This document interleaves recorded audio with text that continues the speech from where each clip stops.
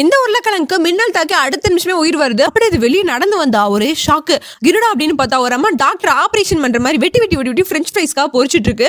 ஏன் என்ன தீயை நீ கொள்றியோ அப்படின்னு அந்த உருளைக்கிழங்கு அவங்களுக்கே தெரியாம அப்படியே பகுபானமா எடுத்து ஒழிச்சு வச்சுக்குது. எங்கடா அங்க இருந்து உருளைக்கிழங்கு காணோம், எங்கிட்ட நிறைய இருக்குடா அதையும் போட்டு வெட்டுவேன் அப்படின்னு இருக்கிற உருளைக்கிழங்கையும் எடுத்து வெட்டுறாங்க. ஆனா அடுத்த நிமிஷமே கத்தி இருந்தா தானே வெட்டுவேன் அப்படின்னு அந்த கத்தியும் பிடிங்கிக்குது. எங்கடா அங்க இருந்த கத்தி, ஐயோ ஏதோ நடக்குதுடா, சரி இதை எடுத்து மிஷின்லயாச்சும் போடும் அப்படின்னு மிஷின்குள்ள எடுத்து கடன்னு போடுறாங்க. ஆனா அந்த உருளைக்கிழங்கு ஸ்விட்ச் போட்டாலாண்டா அங்க ஓடும், அதையும் நான் புடுங்க வேண்டாம் அப்படின்னு குடுன்னு ஓடி போய் இந்த ஸ்விட்சையும் ஆஃப் பண்ணி விட்டுறாங்க.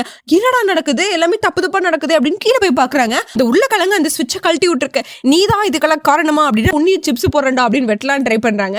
ஆனா அடுத்த நிமிஷமே அந்த உருளைக்கிழங்கு கடகடன்னு மேலே ஏறி டொமில்னு மாவை மேல கொட்டி விட்டு இவங்களை பந்து மாதிரி உருட்டி அப்படியே வெட்டுற மிஷின்ல அனுப்பிச்சு விட்டுருது. இதுக்கப்புறம் என்ன நடக்க போகுதுன்னா,